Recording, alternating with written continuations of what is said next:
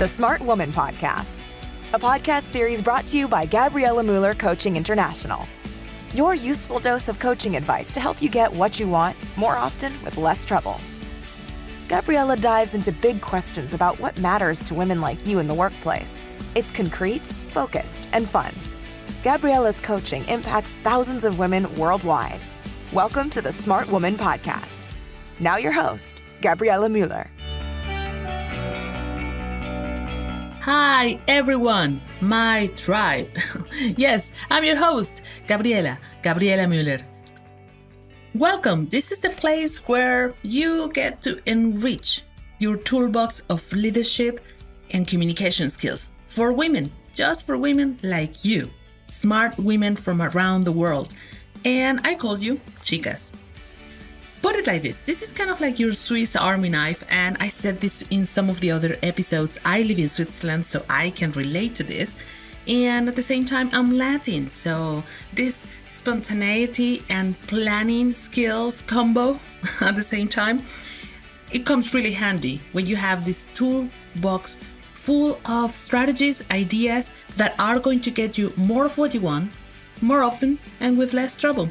So welcome, bienvenidas. And today's episode's content is all about words.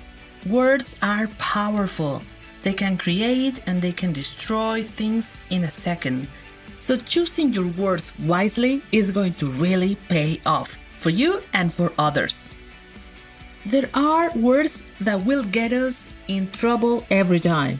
And then there are other magic words that are going to make things flow and work really amazing results in front of your eyes in few seconds. So if you want to know exactly what words will be helping you get there, and definitely some that you really want to avoid regardless of the situation, stay tuned. And before we get there, let me thank all of you who have already linked with me somehow, whether it's via Twitter with Gabriela Mueller or Instagram Coach Gabriela Mueller, or website www.gabrielamueller.com. You may be already getting the newsletter with tons of other tools that sometimes will get to you only via email. And if you haven't, you want to do this. Trust me, it really pays off. This topic came to me about 3-4 years ago after a trip that I did to Asia. I was traveling to Singapore. Women using these empowering words were getting different outcomes than women that use more proactive language, more assertive, and even very specific particles and words that I want to then pass on this chapter to you. I wrote a piece about it, and the Huffington Post, one of the biggest online platforms, liked it so much that asked me if they could publish it as well. And since then, I became one of their contributors already years ago. So I'm now ready to pass this on to you because I want you to get amazing success with very simple changes. Because this stuff works and it's so concrete and applicable, I want you to have it as the new key or the new tool on that toolkit of your own strategies. Let's call this the magic words that take you from self-sabotage to success. The words you choose can change your outcomes and even change perspective on a given situation. Words are the tools for us to express our vision, and also they communicate our intentions to the world. The words we use can make the difference between good leadership and the opposite. Good leaders know how to motivate and inspire, also using words, and of course behavior. Bad leaders or really poor leadership seem to excel at criticism and negativity in the words they choose. So when you use words that are passive or weak, your perception of the situation tends to be more negative, and of course the people who are listening to it as well. On the other hand, active, powerful, dynamic words will help us perceive ourselves and the situation in a more positive way. Semantics have an underestimated power, my friends.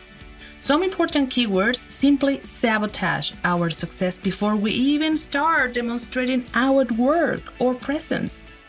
So here are some of the examples of the words that when they pop out of our mouth too often, they sabotage our own success or what we wanted to achieve. So they make us sound more insecure and disempowered. So for example, the word try. I hear it all the time when people are saying, I'm trying to explain to you, or we're trying this new idea, or we're trying to sign that contract. You see, any of these examples gives you the idea of, oh, okay, they are trying. It doesn't really sound like they're gonna be getting there, right? And what about if you were in a situation, you are sitting at the dentist's office, he's working on your teeth, and you really are in bad shape. He's trying to get that tooth out, and instead of telling you, I'm getting it out and I got it, he could say something like, I will be trying. I'll try to get that tooth out. Ouch. It leaves you wondering if he's actually going to manage. And you wish he could have said, I will take care of it.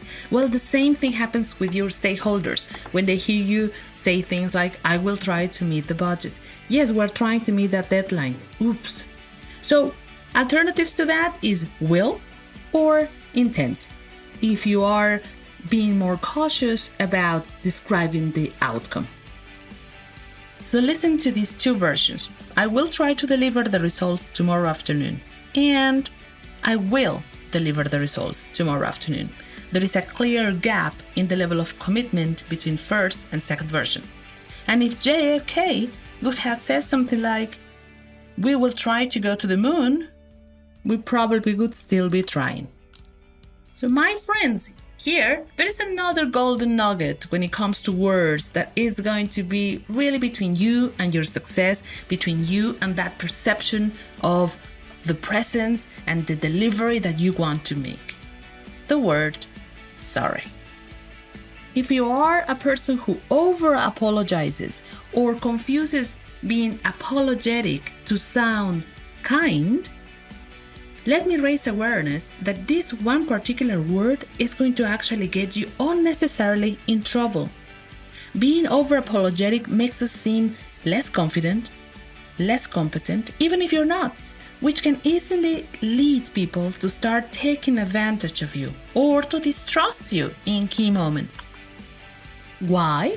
Because when we say sorry for things we're not directly responsible for, or for things that are outside our control and not really our fault, then we're simply sabotaging our own performance, perception of the promise of value we could add. Statistics show that women say the word sorry 4 times more than men in the workplace. Now, here are some of the sorry moments that I'm referring to in an unnecessary way. Look. I'm sorry, Chris, to interrupt. Is it time for our meeting? This makes me sound insecure. And if we had a meeting appointment, hey, it's time to start. I don't have to apologize to Chris. Or what about this one? I'm sorry, I've got a question. Oh, instead of that, you can just say, I've got a question. Spoken with a positive attitude, perhaps a smile in your face, decisive body language. Don't apologize before asking a question, making a point. And I have even seen amazing smart women bringing ideas to the table and killing them before actually they get to share the value. And it sounds something like, sorry, I've got an idea. Oh no, if you have an idea, remove the word sorry and use assertive body language and stronger tone of voice. Keep it positive and simple and say something like, hey team, I've got an idea. Boom. Do you hear that? That's a wonderful way to bring your thoughts to the table. And if you are an over-apologizer, I get you. This one habit may require you lots of practice. So you want to start with situations that are perhaps not even work-related. Those where you don't get pressure, and start changing your social interactions and eventually get it into your work life, because it's going to make a huge difference.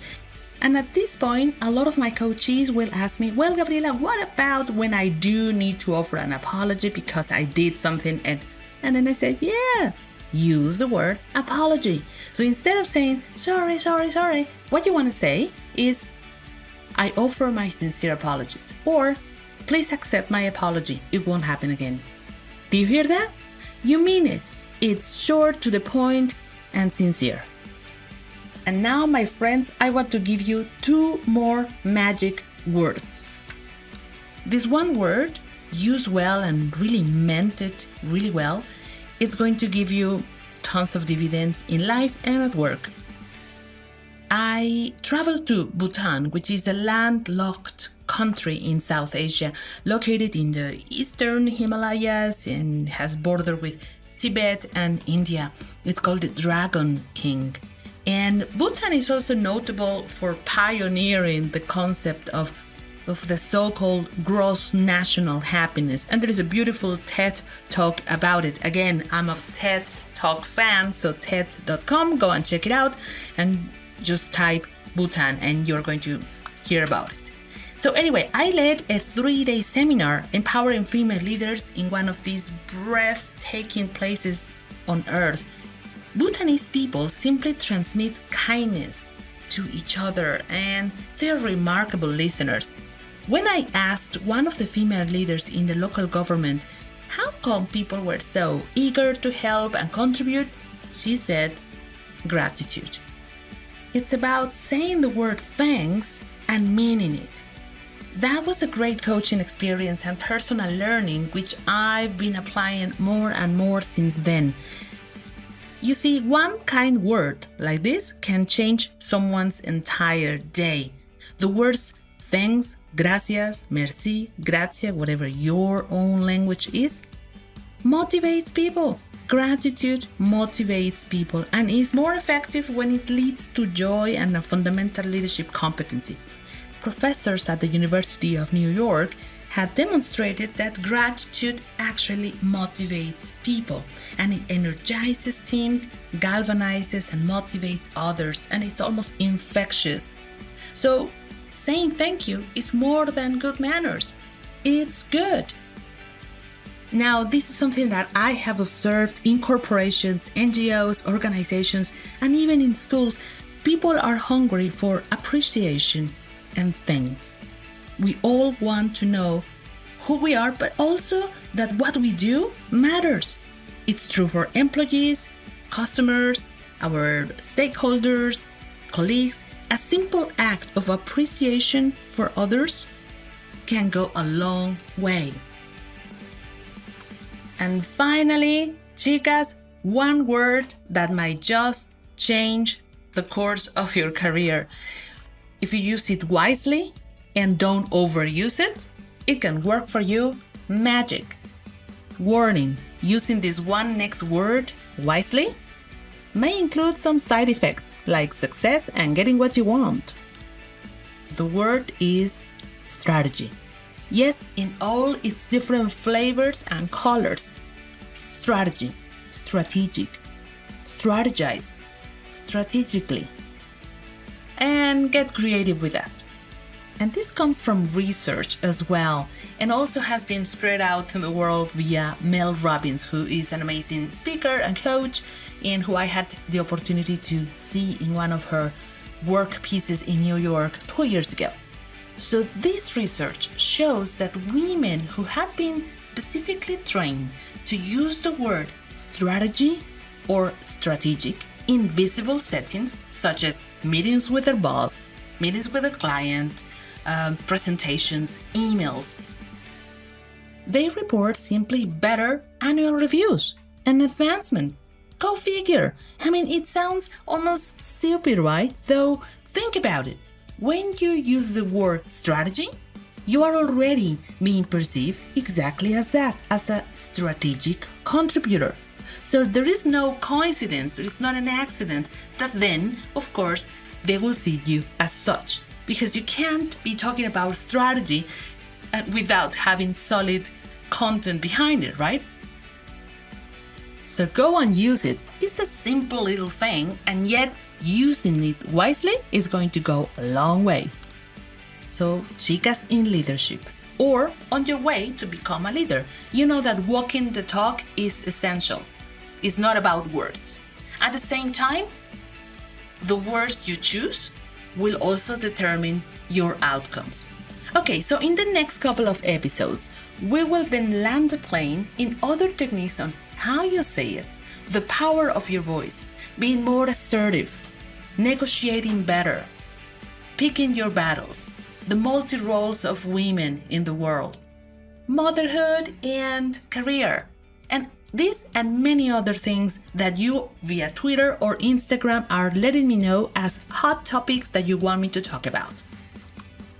And I leave you now with 3 inspirational words that to me are absolutely like the energy from the sun. And those are imagine, believe, and achieve. For more effective words that you want to add to that toolkit, go to the section Resources under my website, www.gabrielamueller.com. Also, connect using Twitter, Gabriela Mueller, Instagram, Coach Gabriela Mueller, Facebook, Gabriela Mueller Coaching, and do drop us a note, send us questions, comments, and let me know what kind of hot topics you want me to cover in the future. So, women in the world, I wish you a successful day. Until next time in the Smart Woman Podcast. Hasta la vista.